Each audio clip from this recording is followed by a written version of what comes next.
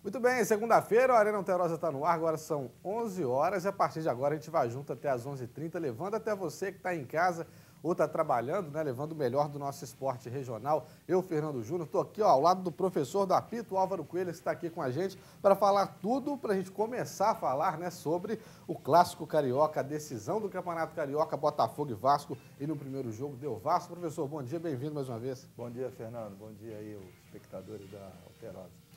Tem muita coisa para a gente falar hoje, principalmente das decisões, né, Álvaro, dos estaduais, né, a maioria, né, a grande maioria já na fase final, realmente os dois jogos finais, né, alguns dos estaduais ainda na semifinal. Vamos começar pelo Campeonato Carioca, que foi um jogo que não encheu os olhos tecnicamente do torcedor, mas de emoção foi aquilo que o torcedor esperava, né, um jogo com 5 gols, um jogo com gol no último minuto de jogo, um jogo com muitas falhas. A gente está vendo aí o primeiro gol do Renatinho com a falha do Paulão.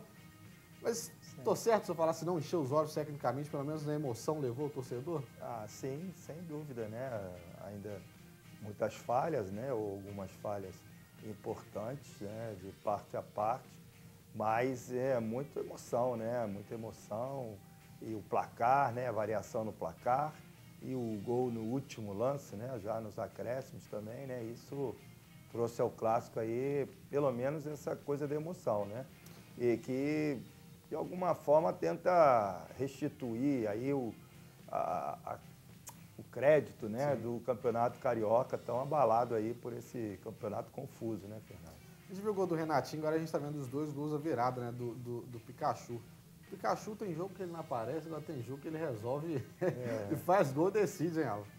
Mas o Pikachu a gente tem que dar mérito a ele, né, porque aquele jogador até que tem um nome, né, assim, meio jocoso, né, e não tem aquele marketing, né, do jogador de futebol, mas ele é eficiente, né, Fernando? Ele é artilheiro aí do Vasco, né, muitos gols. E o Coringa, né, joga na lateral, joga como lateral, ele é mais um ala, né, um meia mais na frente. E ontem fez um gol bonito, um chute difícil, primeira, não é fácil aquele chute, né? Então, assim, mérito pro Pikachu, né? A gente viu o gol do Brenner, né, que empatou, e agora o gol do Rios. No último lance do jogo, o escanteio cobrado, o Rios estava esperto lá na área. Até bonito, né? Fez aquele movimento bonito de vôlei e conseguiu dar a vitória pro Vasco da Gama. Paulinho ontem jogou bem? O Paulinho jogou bem de novo, né? O Paulinho, ele realmente vai se firmando aí. Logo, logo está fora do Vasco, né? Infelizmente, né? Para os vascaínos, tem que se preparar, porque o Paulinho realmente, ele mostra muita maturidade, na minha opinião, para um jogador, né? De 17 anos ainda. Entra maturidade no sentido de participação do jogo, né, de fazer a jogada, enfim. Então ele novamente foi decisivo, estava no banco. O Giovanni Augusto, que é um jogador que demonstra qualidade técnica, mas dizem que tem problema de contusão, se contundiu novamente, né, saiu do jogo. E o Paulinho entrou ali no meio, acho até que o Zé Ricardo ia botar o Thiago Galhardo, mas ele preferiu o Paulinho aberto. E o Paulinho jogou como gente grande. Então, logo, logo, eu acho que o Vasco vai perder o Paulinho, né? Para o futebol difícil europeu. Segurar, né? É, difícil. No caso do Coutinho, né? Que subiu, fez alguns jogos e rapidinho foi embora, né? Praticamente não jogou no profissional, né? Agora é um jogo interessante, né, Fernando? Para as duas equipes, o Vasco aí mostrando uma certa consistência, apesar dos erros defensivos, mas ofensivamente o Vasco está não crescendo, e essa coisa de acreditar no resultado até o final é importante. E o Botafogo, da sua parte, apesar de derrotado, né, ele vai aí, né, se rearmando com as suas limitações de jogadores, alguns jogadores aparecendo bem, né? Só não gostei do treinador ontem, Fernando. O treinador ontem do Botafogo pisou na bola, né? Valentim? Porque ele deu uma de treinador de sub-17, né? Tirou o cara, aí o cara veio resmungando, ele foi lá falar com o cara, né? Isso aí é treinador de sub-17. Isso aí, no profissional, tem que falar com o cara depois. Ou então, chegar ali e espinafrar o sujeito na frente de todo mundo. Ele não fez nenhuma coisa nem outra. Né? Parece até que ele foi lá meio que pedir desculpa porque estava tirando o cara, tanto um contra o outro, né? O Brenner também foi outra questão, que estava demorando, mas o Valentim foi mal ontem nesse Eu acho aspecto. engraçado que depois, né, que o jogador sai reclamando, todo mundo vai abraçar o jogador. Né? Com o treinador ninguém se preocupa, né? Que a opção dele, o trabalho dele é esse. Não gostou? Tira, põe outra, muda as peças ali. E o jogador, acho que ele tem que... Acho não, né? Certeza absoluta, ele é pago para isso, para estar ali em campo e respeitar o treinador. Isso para a volta, né? Ficou um clima meio esquisito para o jogo da volta. Ao contrário do Vasco, em que o Zé Ricardo tem, me parece, plena autonomia, né? E domínio sobre o grupo. Porque você vê que tira um, bota um, muda a escalação inicial, muda durante o jogo e o time está indo, não tem essas coisas. Então o Botafogo aí tem esse probleminha aí para a volta para o jogo com aí esse desentendimento, treinador, jogador, né? Até porque, né, Fernando, assim, o Valência, né? Isso. Saiu, assim, tem que respeitar o colega que quer jogar também, né? Quer dizer, por mais que ele queira jogar, o outro também está esperando a chance de jogar. E ele foi um dos jogadores, se não me engano, que teve mais investimento, né? Que o Botafogo mais teve que investir no ano passado e no início desse ano para que permanecesse no time. E até agora não deu o retorno que o torcedor espera dentro de campo. Né? Só lembrando, professor, que agora no jogo da volta, né, o Vasco joga pelo empate e caso o Botafogo vença por um gol de diferença, a decisão do Campeonato Carioca vai ser nos pênaltis.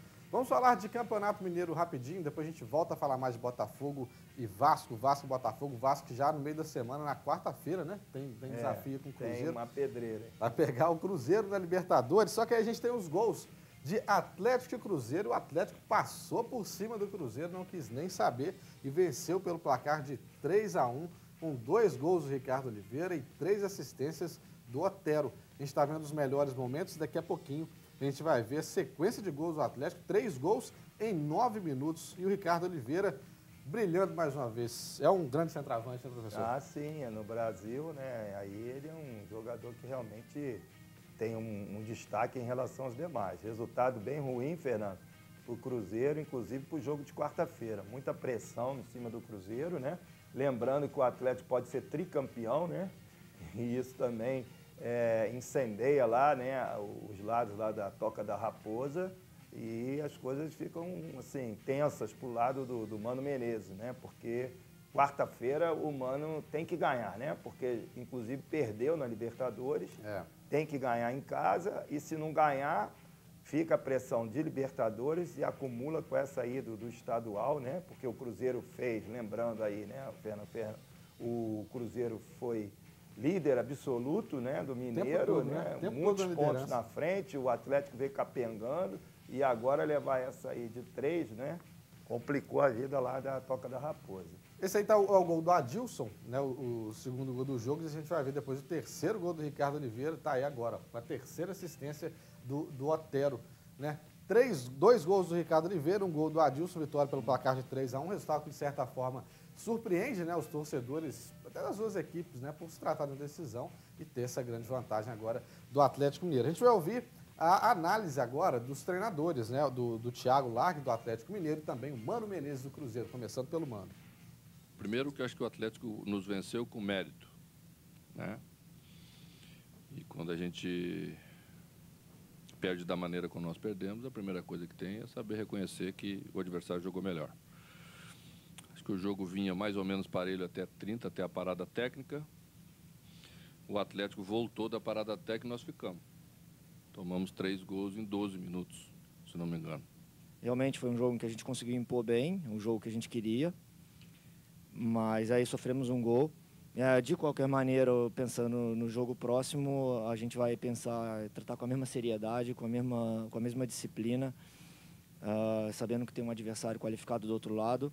E essa vantagem ela só vai acontecer no final dos 90 minutos e se o juiz apitar e a gente tiver vantagem, a gente vai comemorar. Do contrário, a gente não vai pensar nela nem um instante.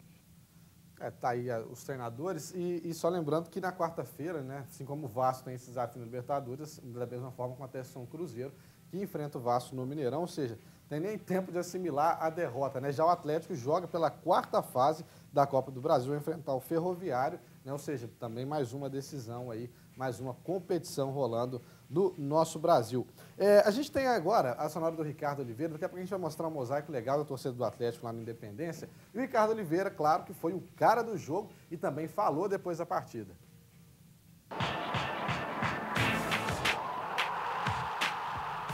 Eu faço parte de um contexto, acho que isso é resultado de um trabalho coletivo, onde obviamente que a individualidade vai aparecer. Hoje eu tive a felicidade de fazer 2 gols.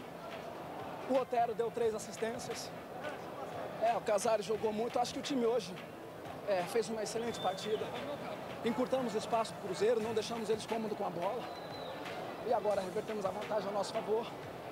E agora nos resta descansar, porque na quarta-feira tem decisão de novo Copa do Brasil. Um jogo importante, primeiro jogo aqui dentro. E contamos com o apoio do nosso torcedor.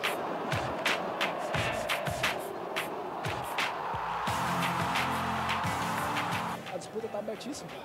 Um jogo dessa grandeza está abertíssimo. Nós sabemos das dificuldades, mas eu quero enfatizar que é uma vantagem importante que a gente leva para o segundo jogo.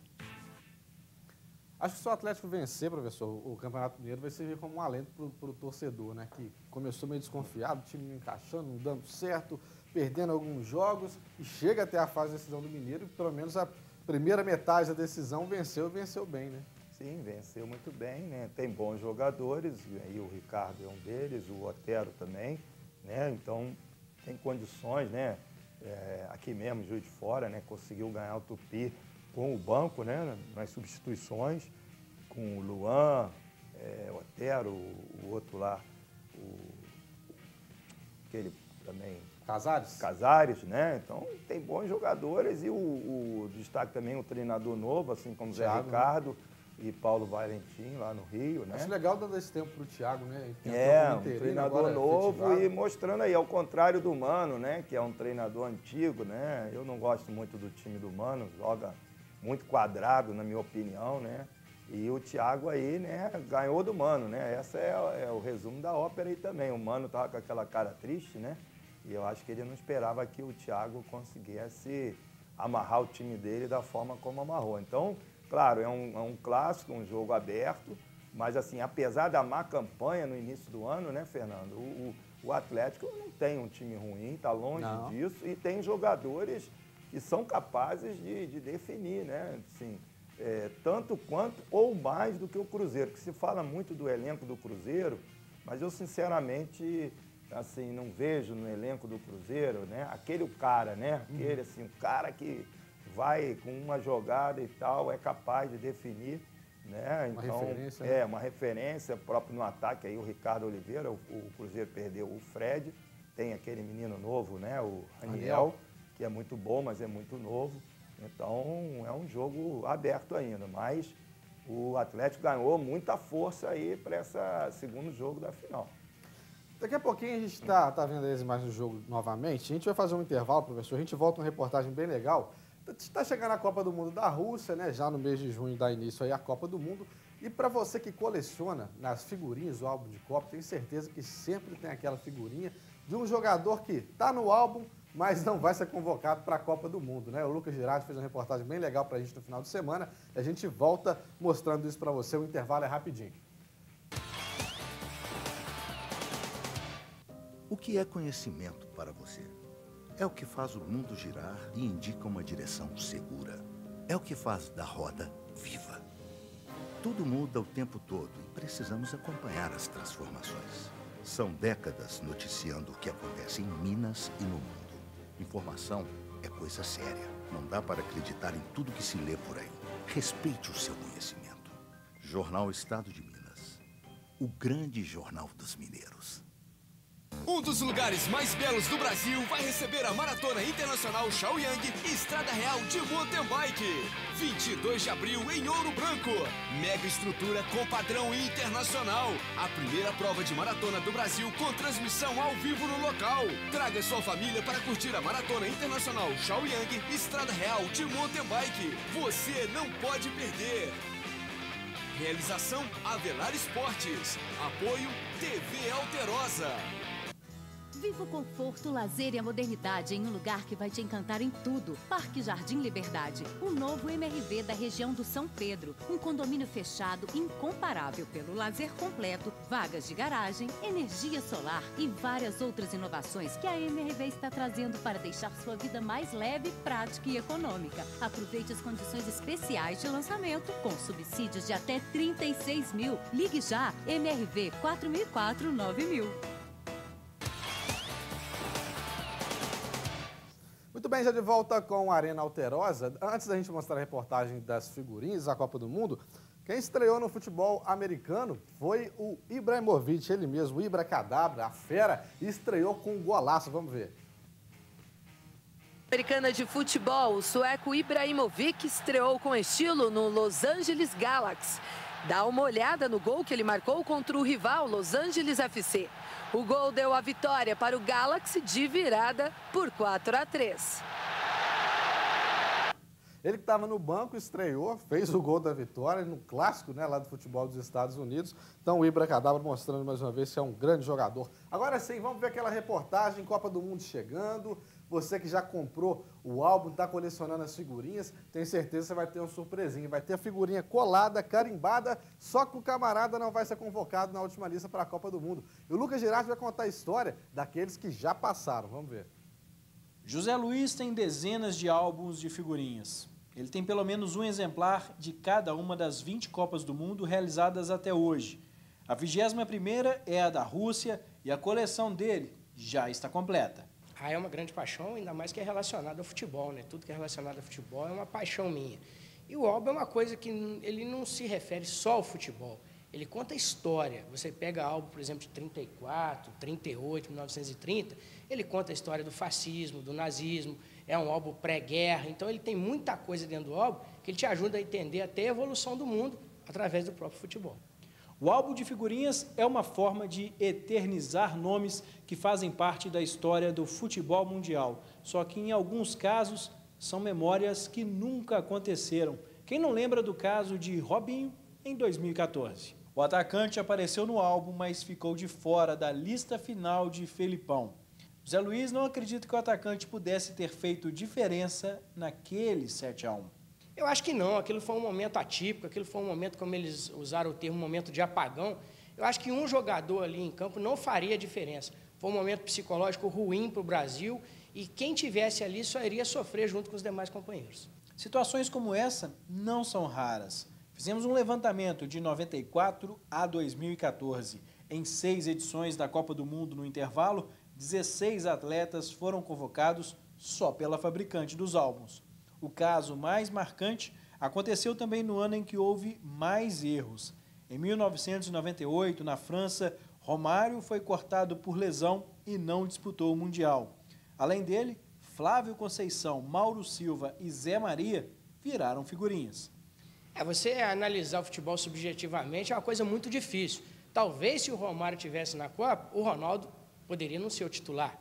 O Ronaldo, durante toda a Copa, ele foi muito bem, como toda a seleção brasileira. Só teve aquele momento psicológico ruim contra a França, que dizem que o Ronaldo teve uma convulsão e tal. Lógico, o Romário é um jogador indispensável em qualquer time, é um jogador que não se pode descartar. Mas afirmar que ele poderia ter feito a diferença é muito complicado. O Brasil já teve grandes seleções com grandes jogadores, notadamente a de 82, e na hora que precisou não foi feita a diferença. Então, analisar o futebol assim é complicado. Eu, se fosse treinador, óbvio que eu levaria o Romário. Mas afirmar que teria feito a diferença não é muito difícil. Nos últimos 2 títulos, a situação se repetiu. Em 94, ano do Tetra, Palhinha, Evair e Ricardo Gomes não estiveram nos Estados Unidos. Já em 2002, Emerson e Juan não disputaram a Copa do Japão e da Coreia. Sorte deles, que não precisaram ver o penteado cascão de Ronaldo Fenômeno de perto. Em 2006, na Alemanha, Roque Júnior, Júlio Batista e Renato foram os chutes para fora do álbum. A seleção acabou eliminada para a França. Não tem tanta diferença técnica dos que foram para a Copa. Então, ali foi uma questão de momento. Quem estava melhor tecnicamente levou. Acho que nenhum deles teria capacidade técnica de fazer a diferença. Julgando, talvez até fizesse, mas não creio, não. Adriano e Ronaldinho Gaúcho, badalados em 2006, e André Santos aparecem no álbum de 2010 na África do Sul, mas assistiram à eliminação contra a Holanda de casa mesmo. Tanto o Adriano quanto o Ronaldinho já provaram, através dos tempos aí, que são jogadores de nível técnico diferenciado. O Adriano, para mim, é um dos melhores centroavantes, usando o termo antigo, que já apareceu no Brasil. O Ronaldinho mostrou que é gênio, que jogou no Barcelona, jogou em outros times e tal. Então, acho que sim, poderia fazer a diferença. Para este ano, o Felipe Luiz machucado pode acabar ficando de fora da lista final de Tite. Neymar também se recupera de lesão, mas deve ser chamado para a Copa da Rússia. Eu acho que o Felipe Luiz, né, por causa da gravidade da contusão dele, hoje, em 2018, o que está no álbum de figurinhas, acho que só ele que provavelmente não vai participar da Copa. A lesão do Neymar não tira ele da Copa? Eu acho que nem se ele ficar lesionado, eles vão tirar o Neymar da Copa. O Neymar já teve um impacto, entre aspas, negativo por ter saído da Copa anterior. Todo mundo, inclusive, fala que o Brasil poderia ter ido além na Copa se o Neymar tivesse presente. Então, eu acho que, de certa forma, eles não vão deixar ele fora da Copa de jeito nenhum, mesmo se ainda estiver lesionado, não estiver 100% recuperado. Legal, um abraço para o Zé Luiz, parabéns pela coleção, né? Realmente dá gosto, né, de ver tanto tempo que ele colecionando assim. Agora, esse ano, acho que está um pouco mais complicado que os anos anteriores, né? Ele falou ali o Felipe Luiz, professor, e o problema do Brasil hoje está no setor esquerdo, né? Assim, obviamente, o Marcelo está muito bem, é o titular absoluto, só que o Felipe Luiz, que é o reserva, primeiro reserva, está machucado. E o Alexandro, né, que fica ali na terceira, segundo lugar, também machucou. Será que vai ficar fora aí? Vai estar no álbum, vai estar fora da Copa? É interessante aí, porque esse negócio do álbum, né, ele é feito com uma antecedência, mas ele prevê, vamos dizer assim, né, aquilo que é falado entre as pessoas. O senso comum. É o que se dizem os comentaristas e tal, né? Então, por isso que alguns nomes aparecem e depois não confirmam. E acho até que alguns, o álbum estava mais certo do que o treinador, né? Tem vários casos aí, né? O amigo aí da reportagem falou, porque não mudaria, mas em alguns casos a gente tem algumas convocações aí esquisitas, né? E que colocam em dúvida aí, né? Por exemplo, agora se tem o Fagner e o Danilo, né? Apesar do Danilo estar na reserva no Manchester City, mas o Danilo está na reserva no Manchester City, vai ser campeão inglês com antecedência fácil, né? E joga num time do Guardiola, onde tem cracassos. Então, assim, o fato de ele estar na reserva lá, não quer dizer que ele jogue menos que o Fagner. E eu acho que ele joga mais do que o Fagner, porque ele tem mais velocidade, tem mais força, eu acho que ele é uma opção melhor do que o Fagner. Mas o Tite está aí com o Fagner. Então, né, aí às vezes o álbum está mais acertado, não é que o cara vai decidir, né? Porque esse negócio do o Si no futebol, né, é o jogador mais famoso, mas é aquele que não decide nada. Então, assim, apesar de as pessoas falam, se o fulano tivesse jogado, isso, aquilo, outro, não é por aí. Mas, vamos dizer, por uma lógica, por um raciocínio lógico, às vezes, né, o álbum, ele está mais, vamos dizer, correto, vamos dizer assim, do que a própria escolha do treinador. E o Filipão está apertado aí, né, com esses nomes aí. Infelizmente ainda, porque já devia ter decidido os nomes, né? O Tite, né? O Tite, falei Filipão, desculpa, o Tite está aí já há um tempão, o Brasil não se renovou, né? A crítica aqui que o Brasil, o que o Brasil mudou tanto de 2014 para cá? Muito pouca coisa, em termos de jogadores novos, então não tem nenhum aí que foi aproveitado aí, sub-23, aí que vai lá, diferentemente da Alemanha, Fernando, e da Espanha, que pegaram a base que eles tinham, botaram os jovens e estão com força aí. Nesses últimos amistosos, né, de preparação para a Copa, a Alemanha, hora joga com os titulares, hora põe a meninada para jogar, dando experiência que os jogadores vão ficando mais cascudos, né? E se a gente não fizer isso, daqui a pouco... Exatamente. Se você pegar o time do Tite aí, né, não tem nenhum jogador assim mais novo, da revelação da seleção sub-20 do Brasil, que tenha uma idade jovem para outra Copa do Mundo. As opções que ele está trazendo aí, como o Talisca, né, de última hora, que não se sabe se vai, né, o outro lá também que foi convocado agora, são jogadores que, né, é aquela coisa, tirou da cartola e sabe-se lá o que vai dar nisso na Copa. Vamos ver, né? Tem pouco tempo, vamos ver o que o homem vai resolver. Olha só, a gente vai fazer mais um intervalo, daqui a pouco a gente volta mostrando rapidinho o gol do Palmeiras, a vitória na final do Paulistão, primeiro jogo, e também falando sobre Tupinambás e Nacional. Nacional e Tupinambás que se enfrentam hoje pelo módulo 2 lá em Muriaé. Diversas pessoas estão buscando produtos e serviços como os que você oferece. Mas como essas pessoas podem te achar? Com as soluções de marketing digital da A4D, você será encontrado. Selecionaremos as melhores estratégias para a sua empresa aparecer nas primeiras posições do Google. E se você não tem um site, criaremos a sua página. Comece agora mesmo a conquistar novos clientes na internet e aumentar suas vendas. E com a qualidade de um Premier Partner Google. A4D, marketing digital. A família cresceu e precisa de mais espaço? Acesse lugarcerto.com.br e descubra mais de 200 mil ofertas para você encontrar o imóvel perfeito no lugar certo. Vroom, o melhor portal de automóveis de Minas está todo novo. Já conferiu? Você pode anunciar do computador, tablet ou smartphone. É muito rápido. Seu anúncio aparece para as pessoas certas e para quem quer e pode comprar. E o Vroom está com uma oportunidade única. Seu anúncio fica de graça até vender. Vai lá, dá um Vroom e aproveite para anunciar de graça. E coloque até 10 fotos. Acesse vroom.com.br.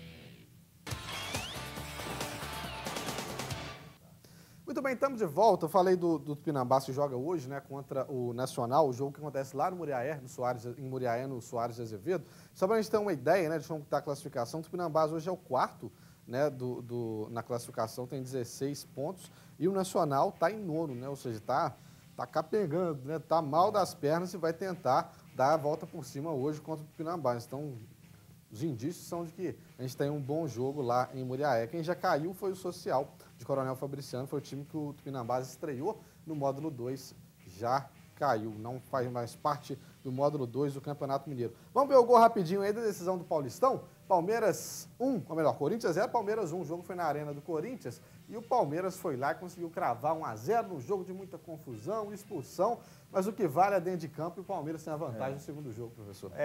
Uma bola difícil ali, complicada, né? O Cássio não foi bem e se atrapalhou. Mas eu disse, Fernando, que até teve futebol nesse jogo, né? Até teve, né? O futebol foi um complemento, porque o principal foram as faltas, né?